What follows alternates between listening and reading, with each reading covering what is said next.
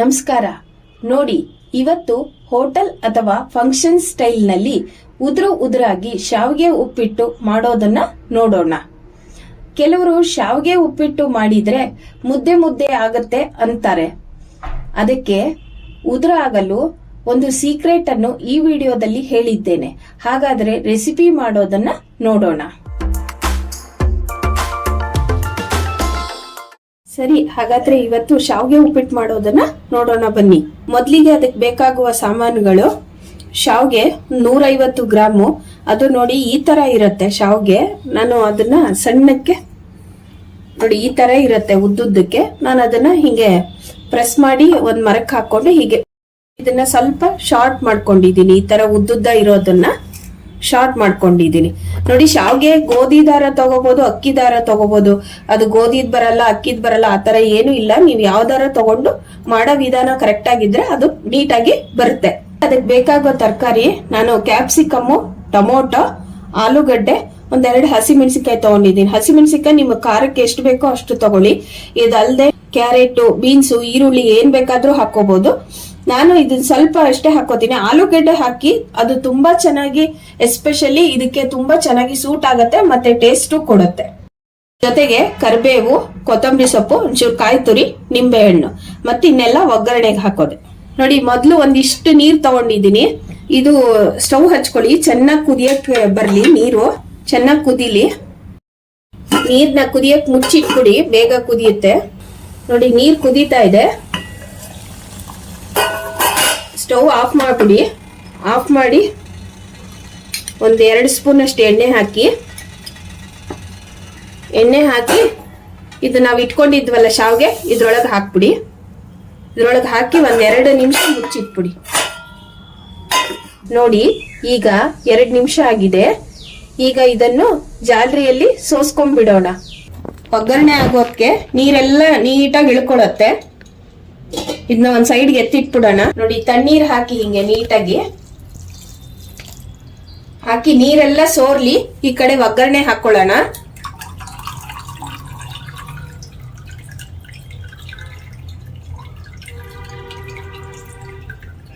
ನೀರೆಲ್ಲ ನೀಟಾಗಿ ಇದಾಗ್ಲಿ. ನಾವು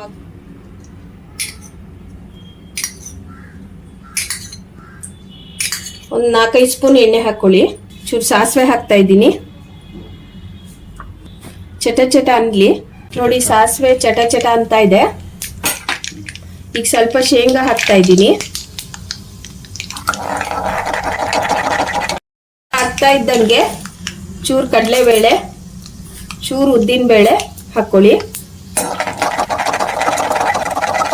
ಚೂರು ಕಂದು ಬಣ್ಣ ಬರ್ಲಿ. ಶೇಂಗಾ ಬೇಕಾದ್ರೆ ಹಾಕೋಬಹುದು, ಇಲ್ಲದೇ ಇದ್ರೆ ಗೋಡಂಬಿ ಇದ್ರೆ ಗೋಡಂಬಿ ಹಾಕೋಬಹುದು. ಇದೇ ಹಾಕೋಬೇಕು ಅಂತಲ್ಲ. ನೋಡಿ, ಒಂಚೂರು ಅರಿಶಿನದ ಪುಡಿ ಹಾಕಿ. ನೋಡಿ, ಲೈಟ್ ಬ್ರೌನ್ ತಿರುಗಿದೆ. ಫಸ್ಟ್ ಹಸಿಮೆಣಸಿನ್ಕಾಯಿ ಹಾಕೊಳ್ಳಿ. ಹಸಿಮೆಣಸಿನ್ಕಾಯಿ ನಿಮ್ಗೆ ಹೆಂಗ್ ಬೇಕೋ ಹಂಗ ಹಚ್ಕೊಳ್ಳಿ. ನಾನು ಉದ್ದುದ್ದ ಹಚ್ಚಿದ್ದೀನಿ. ಸಣ್ಣ ಬೇಕಾದ್ರೆ ಸಣ್ಣ ಹಚ್ಕೊಳ್ಳಿ. ನೆಕ್ಸ್ಟ್ ಕ್ಯಾಪ್ಸಿಕಮ್ ಹಾಕ್ತಾ ಇದ್ದೀನಿ.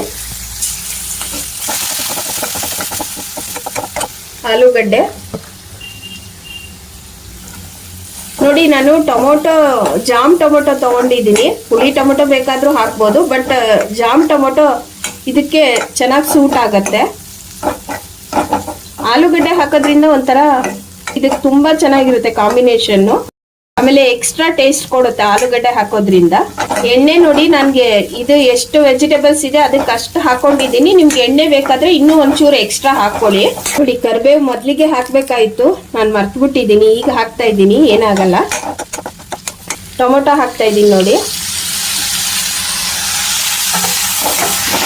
ನೋಡಿ, ಸಾಮಾನ್ಯ ಶಾವಿಗೆ ಮುದ್ದೆ ಆಗತ್ತೆ ಅಂತಾರೆ. ಇದಕ್ಕೊಂದು ಟ್ರಿಕ್ ಇದೆ, ನಾನು ಅದನ್ನ ಕೊನೆಯಲ್ಲಿ ಹೇಳ್ತೀನಿ ನಿಮ್ಗೆ. ನೋಡಿ, ಒಂಚೂರು ಚಿಟಿಕೆ ಉಪ್ಪು ಹಾಕೊಳ್ಳಿ. ಇದು ಬೇಗ ಇದಾಗತ್ತೆ, ಮೆತ್ತಗಾಗತ್ತೆ. ಆಮೇಲೆ ಎಲ್ಲ ನೋಡ್ಕೊಂಡು ನೀಟಾಗಿ ತಿರ್ಗಾ ಹಾಕೋರಂತೆ ಉಪ್ಪನ್ನ. ಎಲ್ಲ ಚೆನ್ನಾಗಿ ಇದಾಗ್ಲಿ, ಮೆತ್ತಗಾಗ್ಲಿ ತರಕಾರಿ. ಈಗ ತರಕಾರಿ ಬೆಂದಿದೆ. ನೀರೆಲ್ಲ ನೀಟಾಗಿ ಎಳ್ದಿದೆ. ಸರಿ ನೋಡ್ಕೊಳ್ಳಿ ಹೀಗೆ. ಆಯ್ತಾ? ಈ ಒಗ್ಗರಣೆ ಒಳಗೆ ಹಾಕ್ತಾ ಇದೀನಿ ನೋಡಿ. ತರಕಾರಿ ಎಲ್ಲ ಬೆಂದಿರುತ್ತೆ, ಬೆಂದ ಮೇಲೆ ಹಾಕಬೇಕು. ನೀಟಾಗಿ ಕೈ ಆಡ್ಕೊಳ್ಳಿ ನಿಧಾನಕ್ಕೆ. ನೋಡಿ, ಇದಕ್ಕೆ ರುಚಿಗೆ ತಕ್ಕಷ್ಟು ಉಪ್ಪು ಹಾಕೊಳ್ಳಿ. ಮೊದಲು ಒಂದು ಚಿಟಿಕೆ ಅಷ್ಟು ಹಾಕಿದ್ರಿ ಅದು ಬೇಯೋದಿಕ್ಕೆ ಅಂತ. ಈಗ ರುಚಿಗೆ ತಕ್ಕಷ್ಟು ಉಪ್ಪು ಹಾಕೊಳ್ಳಿ. ನೀಟಾಗಿ ಒಗ್ಗರಣೆ ಎಲ್ಲಾನು ಚೆನ್ನಾಗಿ ಕಲೀಲಿ. ನೋಡಿ, ಎಲ್ಲ ಚೆನ್ನಾಗಿ ಕಲಸಿದ್ದೀನಿ. ಈಗ ತೆಂಗಿನ ತುರಿ ಹಾಕೊಳ್ಳಿ. ಅದಿಷ್ಟೇ ಅಷ್ಟೇ ಅಂತಿಲ್ಲ, ನಿಮ್ಮ ಅಳತೆಗೆ ನೋಡಿ ಹಾಕೊಳ್ಳಿ. ನಾನು ಒಂಚೂರು ಕಡಿಮೆನೇ ಹಾಕೋದು ತೆಂಗಿನ ತುರಿನ. ನೋಡಿ, ಕೊತ್ತಂಬರಿ ಸೊಪ್ಪು ಒಂದು ಹಾಕ್ತಾ ಇದ್ದೀನಿ, ಸಣ್ಣಕ್ಕೆ ಹೆಚ್ಚಾಕಿ.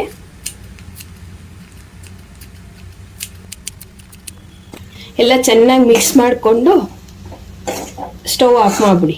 ನೋಡಿ, ಎಲ್ಲ ಕಲ್ತಿದೆ, ಸ್ಟವ್ ಆಫ್ ಮಾಡಿಬಿಡಿ. ನೋಡಿ, ಇದು ಕೈಗೆ ಎಣ್ಣೆ ಹತ್ತಬಾರ್ದು ಅಂದರೆ ಸ್ವಲ್ಪ ಹುರ್ಗಡ್ಲೆ ಹಿಟ್ಟು ಹಾಕಿ ಚೆನ್ನಾಗಿ ಬಾಂಡಿಂಗ್ ಆಗುತ್ತೆ, ಕೈಗೂ ಇದಾಗಲ್ಲ. ನೋಡಿ, ಬೇಕಂದ್ರೆ ಒಂಚೂರು ಜೀರಿಗೆ ಪುಡಿ ಹಾಕೊಳ್ಳಿ, ಚೀಟಿಗೆ ಒಂಥರ ಎಕ್ಸ್ಟ್ರಾ ಫ್ಲೇವರ್ ಬಂದಂಗ ಆಗುತ್ತೆ. ಸ್ಟವ್ ಆಫ್ ಮಾಡಿದ್ದೀನಿ ನಾನು.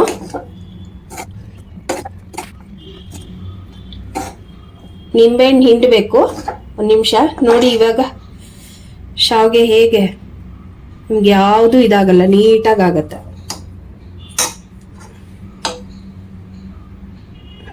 ತರ ಮುದ್ದೆ ತರ ಏನು ಇಲ್ಲ, ನೀಟಾಗಿ ಕಲಿಸ್ಕೊಳ್ಳಿ. ನೋಡಿ, ನಿಂಬೆಹಣ್ಣು ಹಿಂಡ್ತಾ ಇದ್ದೀನಿ. ಇದು ಎಷ್ಟೊಂದು ಜನ ಹೇಳ್ತಾ ಇದ್ರು ಮುದ್ದೆ ಆಗತ್ತೆ ಶಾವ್ಗೆ ಅಂತ. ನೀವು ಇದೇ ಪ್ರೊಸೀಜರಲ್ಲಿ ಮಾಡಿ, ಮುದ್ದೆ ಆಗಲ್ಲ, ನೀಟಾಗಿ ಆಗತ್ತೆ. ನೀಟಾಗಿ ಕೈ ಆಡ್ಬಿಟ್ಟು ಈಗ ಸರ್ವ್ ಮಾಡ್ಬೋದು ನೀವು.